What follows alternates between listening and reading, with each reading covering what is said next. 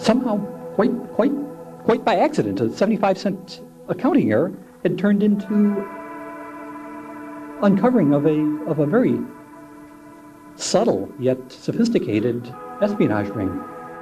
Tout commence en Californie, dans le laboratoire Lawrence Berkeley. Clifford Stoll, un astronome talentueux de 36 ans, s'apprête à recevoir une mission tout à fait inédite. In August of 1986, I was an astronomer working on developing off-axis hyperboloids, and the project ran out of money. Clifford, c'est un expert en optique de télescope. Il est aussi passionné que drôle, aussi intelligent que communicatif. Bref, vous allez voir, c'est un vrai personnage. Why are clouds white? Don't go anywhere without a gun. Et coup de chance, pour nous aider à illustrer tout ça, Clifford a lui-même joué son propre rôle dans un documentaire sorti dans les années 90. Et tout commence mal pour Cliff, car à cause de nombreuses coupes budgétaires dans son labo, il est forcé de se reconvertir. On lui explique que ok, regarder les étoiles c'est super cool, mais plutôt que de le mettre à la porte, Clifford et d'autres collègues apprennent sur le tas un nouveau métier. They gave me a choice of two offices, a booth with a view of the Golden Gate Bridge, or a small unventilated cubicle. I chose the cubicle. Cliff, lui, devient chargé du système informatique. Il se retrouve dans un sous-sol un peu miteux, à gérer une douzaine d'ordinateurs qui permettent à tout le labo d'effectuer des calculs. C'est une grosse responsabilité parce qu'on parle de plus de 6 millions de dollars de matériel et il va falloir apprendre très vite alors qu'il n'a pas beaucoup d'expérience en informatique. Son seul but, c'est de s'assurer que tout fonctionne sans pépin, 24 heures sur 24. Les employés du labo comptent désormais sur lui, et ça va, ils sont que 4000, donc il n'y a aucune pression. Ces machines surpuissantes sont disponibles à tous les scientifiques, qui peuvent les utiliser quand bon leur semble. Mais ça coûte tout de même 300 $ de l'heure de faire tourner des opérations dessus. Alors forcément, il faut tout un système bien rodé pour traquer chaque tâche qui tourne dessus. Et ce, minute par minute. À chaque fin de mois, l'ordinateur imprime lui-même les logs et s'occupe de générer les factures, afin de les envoyer à chaque utilisateur. C'est aussi simple que ça. C'est donc ça la vie de Cliff désormais. Avant, il observait les étoiles, maintenant, il observe juste les minutes qui défilent sur un ordinateur, parqué dans un sous-sol. C'est pas fou, mais pourtant, une grande mission l'attend.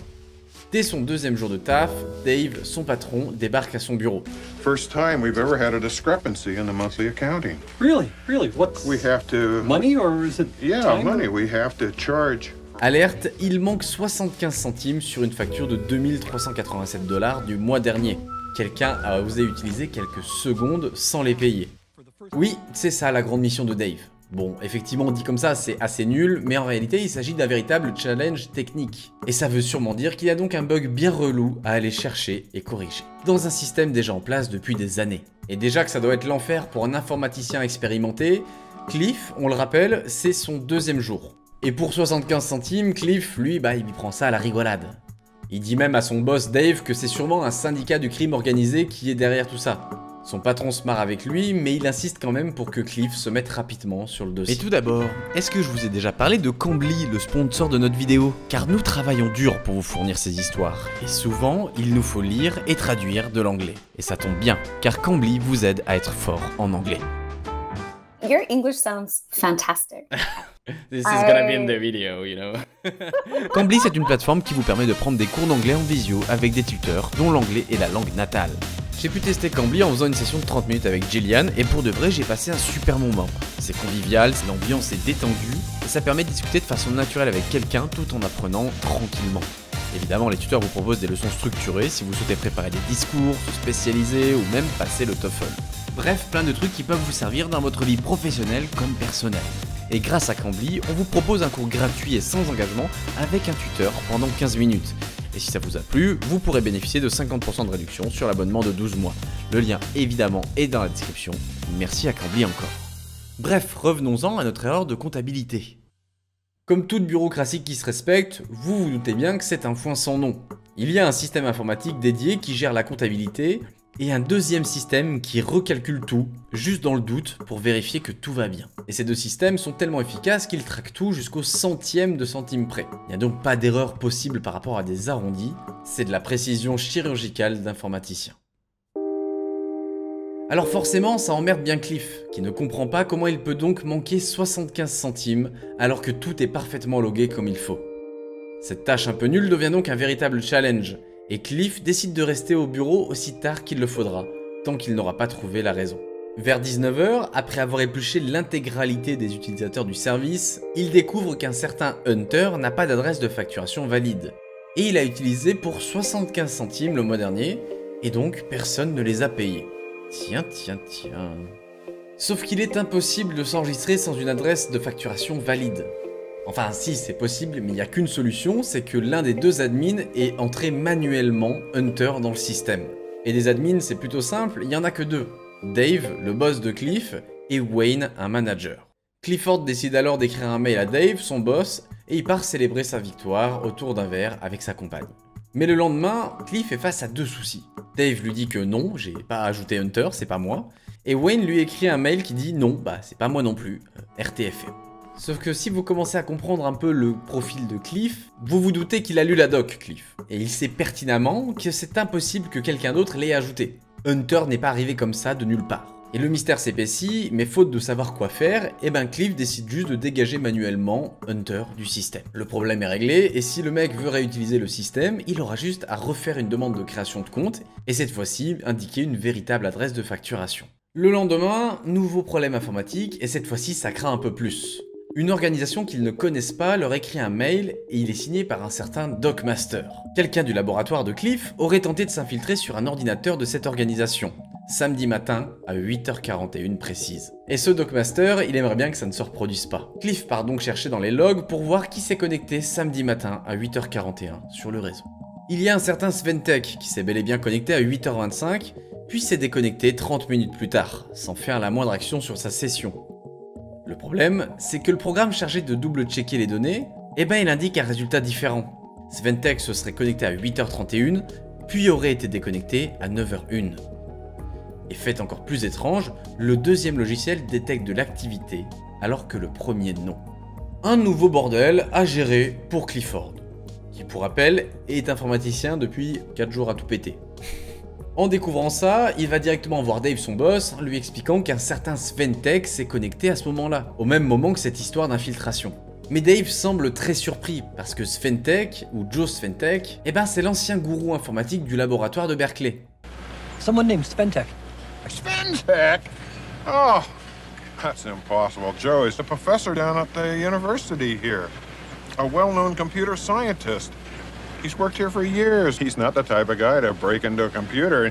Besides, he's so good, we probably wouldn't have caught him if he had decided to break in. Ça ne colle pas, mais pourtant, Sventek apparaît bien sur le réseau du labo samedi matin, au même timing où quelqu'un a essayé de s'infiltrer sur l'ordinateur de Doc Master. En mettant tout bout à bout, Cliff commence à se rendre compte qu'il y a peut-être un petit peu plus derrière ce problème, quelque chose de plus grave qu'une erreur entre deux logiciels. Cela fait déjà quelques temps que Cliff s'arrache les cheveux sur ce problème, et les deux systèmes de surveillance vont bien l'aider. Souvenez-vous du problème des timings de connexion différents, en fait c'est juste un bug, un vrai bug. Cliff arrive à le détecter et à le corriger. Mais sur l'autre système qui détecte l'activité, Cliff ne trouve pas le souci. Il y a donc de fortes chances pour que celui qui utilise le compte de Sventek ait réussi à supprimer ses traces sur le premier système, mais ne savait sûrement pas qu'il y avait un deuxième système, sur lequel il reste donc les traces de l'activité. Cliff se dit sûrement que quelqu'un a pu s'octroyer des droits de super user pour s'infiltrer dans leur réseau, des droits d'admin en soi. S'expliquerait donc comment quelqu'un a réussi à supprimer l'activité du premier programme, comment quelqu'un a ajouté manuellement Hunter dans la base de données, ou encore pris le contrôle du compte de Sventek. La question est maintenant de savoir qui, comment et surtout pourquoi, car il n'y a aucun secret d'État sur ce réseau. Everything that's done at our lab ultimately gets published. Why would somebody want to break into a physics laboratory? If somebody would read our dissertations, if somebody would read our reports, we'd be delighted. Hey, I'm reading them. Ça y est, la mission des 75 centimes manquants devient intéressante. Il ne s'agit plus de trouver une erreur de compte à nul, là on met le doigt sur un potentiel hacker qui a pas l'air si mauvais. Pour être sûr de ne pas louper une prochaine connexion sur le compte Sventek, Cliff met même au point un système de beeper pour le prévenir à chaque fois que Sventek tenterait de se connecter au réseau. Et bingo, le jeudi qui suit, à 12h33, Sventek réapparaît. Cliff a une montée d'adrénaline en voyant ça, qui ne va pas durer longtemps, puisque l'utilisateur se déconnecte 1 minute plus tard.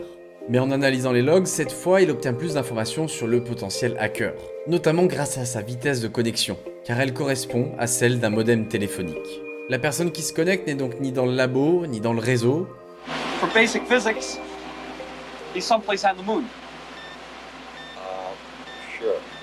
Alors, il suffirait de remonter la ligne téléphonique pour en savoir un peu plus. Sauf que des lignes téléphoniques connectées au labo, il y en a 50. Si Cliff veut monitorer tout ça, il va falloir connecter 50 machines à 50 lignes téléphoniques. Et attendre dans l'espoir que Sventek se connecte à l'une d'entre elles. Il faut alors tout brancher à des téléscripteurs, des sortes de grosses imprimantes qui impriment en continu ce que les gens tapent sur leurs écrans d'ordinateur. So I started printing out everything that people typed into the computer. Every time somebody remotely attached to my computer, I'd print out what they did, watch every keystroke that each person typed in. Cliff se retrouve donc au milieu d'une salle remplie d'une cinquantaine de machines qui enregistrent tout, sur du papier. Il faut d'ailleurs remplacer le papier à chaque fois qu'une page est complète. Bref, il va y passer sa nuit dans un sac de couchage, en espérant avoir un signe de son ami Sventek. Next morning, Saturday morning, director of the lab comes by, kicks me out of my sleeping bag, says, he wears a tie and has a beard. He's important. So he comes by and he says, I understand this. I understand there's some equipment missing from around the lab. Stretched out on the floor and surrounded by deck writers and teletypes and printers and various things. And I say, I don't know anything about it. He says, well, it would be a right neighborly thing if they were sort of returned. So I pick them all up, put them back in the carts and roll them back to where they started from. Place maintenant à la partie super fun du week-end, éplucher les centaines de pages de logs recueillis pendant la nuit. Heureusement pour lui, il va tomber sur quelque chose d'intéressant. Malheureusement pour lui, ce sera seulement à partir de la 40e machine. Mais le jeu en valait la chandelle. Quelqu'un s'est introduit dans le réseau pendant la nuit. Et il a tout enregistré. Pendant plus de 3 heures, le mystérieux visiteur est passé de dossier en dossier, comme s'il cherchait quelque chose sur le serveur. Et cette fois-ci, Cliff en a la preuve sur plus de 28 mètres de papier imprimé. La moindre commande que notre visiteur a tapée, eh bien, il l'a notée noir sur blanc. Et effectivement, ce qui va être intéressant, c'est que le hacker a réussi à s'octroyer des droits de super user, à devenir l'admin du système. Il a même créé un programme qui lui permet de s'octroyer les droits à chaque connexion. Ce programme fonctionnait grâce à une faille de GNU, le système d'exploitation en place sur les machines, et qui permettait au hacker de passer d'un simple compte invité à un compte super user. Et ce, simplement en renommant un fichier du système, qui était propagé ensuite au reste du réseau. Pendant sa session, il a consulté une bonne partie des messages du laboratoire, mais également toute la documentation du système informatique, ainsi que le CV et le profil de Cliff. Le mystérieux hacker sait donc que Cliff est sûrement son pire ennemi à l'heure actuelle. Toutes les 10 minutes, le hacker tapait la commande Who pour lister tous les utilisateurs connectés au réseau, pour voir si quelqu'un surveillait le système. Dès la première heure, il écrit un programme qui lui permet de savoir si les mots hack ou security ont été écrits dans les mails du serveur, histoire de savoir s'il a déjà été repéré ou non. C'est malin, mais c'est surtout extrêmement grave, car ça veut dire qu'il a accès aux mails de tout le labo. Et pire encore, ça veut dire aussi qu'il a accès à des mots de passe, car à l'époque, personne n'est vraiment sensibilisé sur la sécurité en informatique, et c'est pas étonnant de savoir qu'ils se partageaient des mots de passe par email. Bon, il y en a qui le font encore en 2022, donc on n'a pas vraiment évolué en 40 ans, mais déjà à l'époque, c'était un problème. Encore une fois, le contenu en soi n'était pas très sensible, mais tout ça, ça permet au hacker d'avoir la main sur de plus en plus de terminaux, et ça, c'est pas ouf. Lors de sa dernière heure de connexion, le hacker a finalement fait un programme qui lui permettait de récupérer tous les mots de passe des utilisateurs disponibles sur le réseau avant de se déconnecter. Toute la question maintenant, c'est de savoir quoi faire, comment agir. Patcher la première faille, c'est de montrer au hacker qu'il a été repéré. Alors pour l'instant, Cliff se contente d'enregistrer scrupuleusement ses nouvelles infiltrations. Et cette fois-ci, Dave y comprend un peu mieux que c'est sérieux. Donc là, il est d'accord pour brancher des machines en continu pour loguer tout ça. Et surtout, il invite notre ami Cliff à contacter le FBI. We contacted the FBI. I called up the FBI Oakland field office, right? Call up, hey FBI, somebody's breaking into my computer. You're calling us to tell us that you've just lost like 75 cents worth of computer time and you want the FBI to open an investigation? I say, yeah, because it's like a computer break-in. Guy says, look, go away, kid. When you lose like $1 million, give us a call. When you lose less than 75 cents, like, don't bother us. So it was kind of difficult. Le problème, c'est que sans l'appui de la police ou des forces de l'ordre, eh ben ça va être dur d'aller plus loin. Cliff pourra remonter la ligne téléphonique jusqu'à un certain point, mais après il lui faudra forcément un mandat de justice pour aller plus loin. Le mercredi 10 septembre à 7h51, l'utilisateur Sventek se connecte de nouveau sur le réseau pendant quelques minutes. Mais cette fois-ci, c'est encore plus grave. Le faux Sventek tente désormais de se connecter sur le système Milnet, un réseau du ministère de la Défense. Et là, j'avoue que ça rigole un peu moins. Hacker again. He's in an army base. What you gonna do? Call the army. Et pour se connecter à Milnet, il utilise le nom d'Hunter, le nom qu'on avait au début de cette enquête.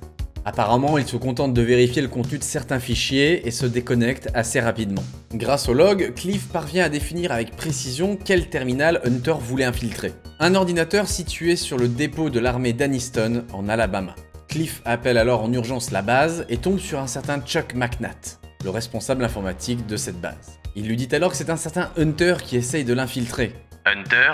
Encore cet enfoiré? Visiblement, ce n'est pas la première fois qu'Hunter tente son coup sur cette base. Chuck l'avait déjà repéré il y a quelques temps, quand il tuait le temps à chercher dans les logs, par curiosité. Contrairement à Cliff qui a essayé d'être très discret, Chuck, il y allait avec une sorte de tractopelle. Il lui a carrément écrit en lui disant « Hey, identifie-toi » Et là, le mystérieux hacker s'est contenté de répondre « Qui penses-tu que je sois ?» Identifie-toi maintenant ou je te dégage du système en fait. Je ne peux pas répondre. Et Chuck c'est un homme de parole, alors il l'a simplement dégagé du système et il a fait ce que Cliff a fait. Il a contacté le FBI. Et vous devinerez jamais ce que le FBI a fait. Oui, ils l'ont envoyé chier lui aussi. Alors qu'il s'agit d'une base militaire. Autant vous dire que les enjeux de hacking dans les années 80 pour le FBI, c'est pas leur préoccupation. Même pour l'armée. Et c'est con car le hacker en question a utilisé la même faille qu'il a utilisée sur le labo de Cliff. Ce qui veut dire que pendant plus de 4 mois, ce fameux Hunter, il était admin, il était super user, sur un système de l'armée américaine, sans que ça n'alerte personne, jusqu'à ce qu'un mec le découvre dans des logs, et que ça ne change rien, au final. Le lendemain, l'activité du hacker est de nouveau enregistrée par Cliff. Cette fois, il tente de s'infiltrer dans le système de White Sands. Qu'est-ce que White Sands, me direz-vous ? Eh bien, c'est un site militaire confidentiel où sont développés des missiles anti-satellites. Encore un truc qui ne va absolument pas intéresser le FBI normalement. Et étonnamment, il tente de s'y connecter en force, sans aucune subtilité. Il tape des logins assez classiques, du style guest ou admin, sans succès, heureusement. Je vous ai un peu spoilé, mais évidemment Cliff contacte le FBI qui s'en beurre l'arrêt, comme d'habitude. Mais la cavalerie va débarquer lorsque le hacker va mettre la main sur l'identité et le numéro de téléphone de 4 agents de la CIA. Clifford découvre la manip sur ses logs et contacte donc une agence de la CIA. Et cette fois, 2 jours plus tard, 4 mecs en costume noir débarquent dans le labo et veulent tout savoir. Eh, ça change du FBI là, hein? Well, look, it wasn't quite like that. But the CIA people did come out, wearing suits and sunglasses. Cliff et les gars parlent pendant de longues minutes avant d'avoir un déclic, lorsqu'ils entendent le nom de Doc Master. Souvenez-vous de ce nom qui avait écrit au laboratoire au tout début de l'histoire. C'était ni un laboratoire ni un scientifique, mais une couverture pour un système informatique de la NSA. Donc c'était un peu normal qu'ils voulaient savoir pourquoi vous essayez de rentrer chez nous. Au final, rien de très grave du côté de la CIA, car le profil de ces 4 agents était déjà connu publiquement. Ils partent donc en disant que c'est au FBI de gérer cette affaire, et quelle merveilleuse nouvelle, car le FBI est tellement impliqué. Vous vous en doutez, à ce moment-là, Cliff est abattu de voir que personne ne le soutient dans cette histoire. Alors que ça a l'air d'être quand même une grosse affaire pour lui. Même au labo, ses collègues lui disent qu'il va falloir commencer à lâcher un peu l'affaire et à se concentrer sur le reste de la sécurité informatique. Ils lui disent tous que le hacker va finir par se cramer lui-même à force de faire des conneries et que ça va forcément alerter quelqu'un qui va l'arrêter. Mais de plus en plus, Hunter arrive à s'infiltrer dans d'autres réseaux qui mènent à d'autres réseaux et d'autres réseaux sans que ça n'intéresse toujours personne. Cela fait déjà quelques mois que Cliff s'arrache un peu les cheveux et commence à laisser tomber, et pourtant un jour il reçoit, heureusement, un excellent appel surprise. Un certain Steve White, avec un très bel accent anglais, cherche à joindre notre ami Cliff.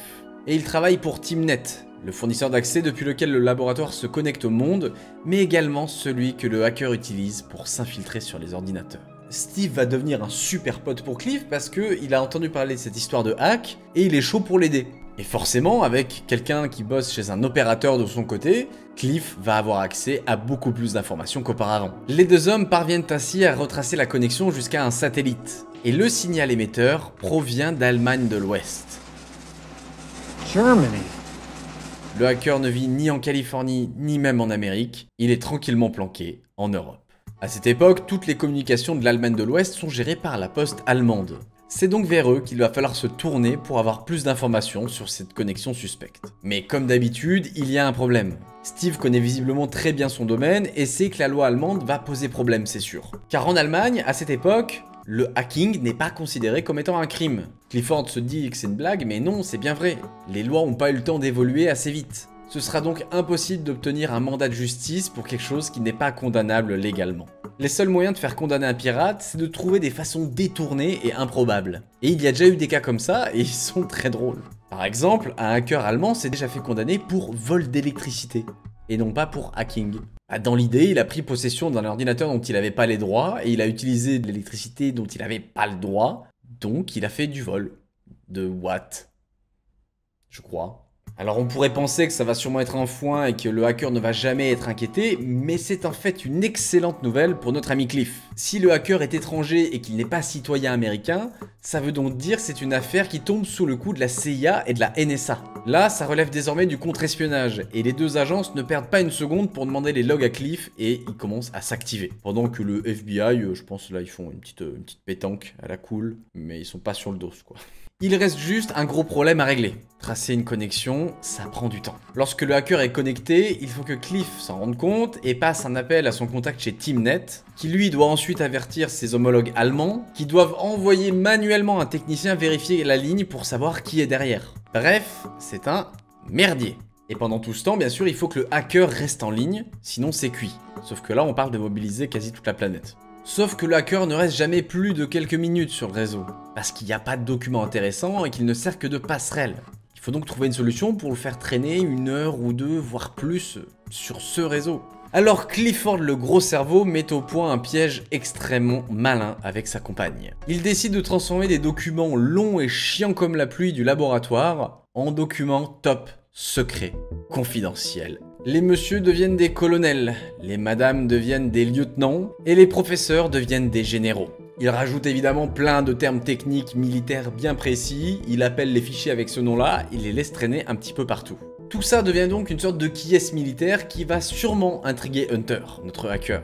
En cybersécurité, on appelle ça un honeypot, une sorte de serveur leurre, un piège quoi. Okay, it looks like... Yeah, it looks like he swallowed the bait. It's going to be a long session. Great, just try to keep him on. Yep. Thanks. Bye. En quelques heures à peine, bingo. Le hacker se connecte et se met à fouiller dans tout le dossier. Et vu que l'arborescence est bien remplie, cette fois le hacker reste connecté longtemps. Assez longtemps pour permettre à Steve et à Cliff d'avoir tout le temps nécessaire pour remonter avec précision le signal original. So we did it. Far out! Well, I'm headed home to celebrate. Celebrate with a strawberry milkshake. I think I'll have a beer. Bye. Avant, ils savaient que la connexion du hacker provenait d'Allemagne. Cette fois, ils ont l'adresse d'un appartement dans la banlieue d'Hanovre.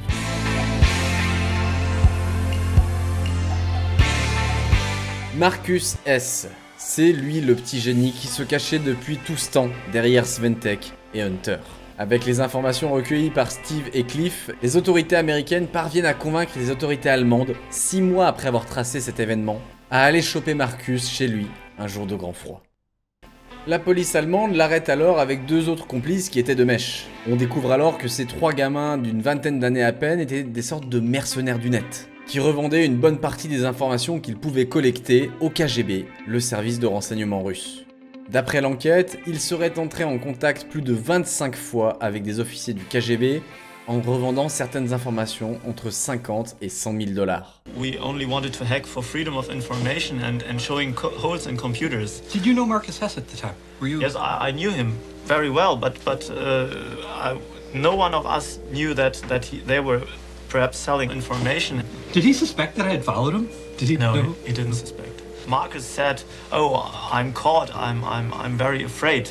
There must be a freak on the other side who traced me. I can't believe that because I have done such a lot of things." I'm not a computer freak. But you seem to be one. No. Just don't know. Le hack du laboratoire de Cliff n'était absolument pas anodin, vu qu'il permettait par la suite d'infiltrer d'autres réseaux plus sensibles. C'était simplement une porte d'entrée vers d'autres cibles plus intéressantes. Et d'après la police, ce trio aurait réussi à infiltrer plus de 400 réseaux de l'armée américaine. C'est un certain Karl Koch qui commanditait toute cette opération. Il avait commencé à hacker des systèmes dans le seul but de pouvoir payer sa consommation de cocaïne avant de cofonder le CCC, le Chaos Computer Club, un célèbre groupe de hackers allemands. C'est ainsi qu'il a fini par rencontrer Marcus, avec qui il buvait des coups régulièrement, avant de le brancher sur cette opération. Marcus n'était en fait qu'un simple rouage dans quelque chose de bien plus grand, un simple intermédiaire pour Koch et le KGB. C'est Karl Koch qui remportait le plus gros de la mise et qui d'ailleurs parfois demandait juste à être payé en cocaïne. Et lorsque l'affaire éclate, les policiers découvrent qu'il est ruiné. Tout l'argent qu'il a amassé, il l'a dépensé sans compter. Alors ils en profitent pour foutre la pression sur ce gamin d'une vingtaine d'années, afin qu'il balance tout. Mais le 1er juin 1989, son corps est retrouvé calciné dans une forêt pas très loin d'Hanovre. La thèse officielle, c'est le suicide. Mais bon, entre ses activités et le fait qu'il ait fait une petite sieste dans du kérosène, on peut se douter qu'il y a un lien et un petit doute sur le suicide. Après, je dis pas que le KGB en avait après lui, non. Laissez-moi tranquille, s'il vous plaît. Marcus et les autres complices vont mieux s'en sortir que lui, heureusement. D'un côté, pas de chance, parce que ça y est, le hacking est devenu un véritable crime en Allemagne, mais vu qu'à la même période, c'est la chute du mur de Berlin, bon, leur cas devient concrètement assez anecdotique au vu des événements. En 1990, Marcus S. n'écope que de 2 ans de prison. Et puis basta. Après tous ces efforts, on pourrait se dire que Cliff a reçu les distinctions les plus hautes des États-Unis, mais pas du tout, il a reçu un petit certificat d'appréciation de la CIA, et voilà. Bon, il s'en sort quand même bien, car il a sorti un livre qui s'est très bien vendu, un best-seller même, qui s'appelle The Cuckoo's Egg, et dont on tire l'histoire. Il rentre beaucoup plus dans la technique, d'ailleurs, si vous voulez le lire, c'est très sympa. La NSA l'a d'ailleurs invité pour expliquer ce qui s'est passé. They told me, look, we'd like you to do a talk, but we're not going to allow our audience to ask questions because we don't want you to know what we are interested in. So could you address the following questions? How was the penetrator tracked? What auditing features exist? How do you audit somebody with system-level privileges? Let me rephrase this into questions that make sense to Cliff. How does this bastard break into computers? What systems does he slither into? How did the son of a bitch get the Cray computers? This is the kind of question I can understand because it implies a moral and ethical question, that there is indeed in our life and in our profession a right and a wrong. When you're asking that kind of question, you're in a sleeping bag on a Friday night with a thermos of minestrone next to you. Il faut se dire que Clifford a quand même rencontré le patron de la NSA de l'époque et ils ont parlé sécurité, technologie et yo-yo. Et apparemment, le mec de la NSA est plutôt chaud, puisqu'ils ont commencé à faire des tours du monde et d'autres figures ensemble, au point où ils ont failli éclater la gueule de la secrétaire avec. Et ça, c'est pas moi qui le dis, c'est Clifford qui le confirme sur Reddit, sur lequel il traîne souvent. Comme quoi, il est toujours là, pas loin, et à répondre à ça. Mais oui, tout semble improbable à ce niveau. Clifford est devenu une petite célébrité sur internet, les gens ont commencé à le reconnaître dans la rue, et il a détesté. Il n'aime pas du tout ça. Surtout que tout le monde l'invite pour parler d'informatique, alors qu'à la base, lui, ce qu'il aime, c'est l'astronomie, c'est la physique, c'est tout sauf l'informatique. Depuis, Clifford commercialise des bouteilles de Klein. C'est une sorte de bouteille physiquement compliquée, où on ne peut pas distinguer l'intérieur de l'extérieur, et c'est une galère à remplir. Et même d'ailleurs pour les stocker, c'est chez lui, sous sa maison, et il a un petit robot qui va les chercher. Je sais pas pourquoi je vous montre ça, mais c'est pour vous montrer qui est Cliff, parce que j'adore Cliff.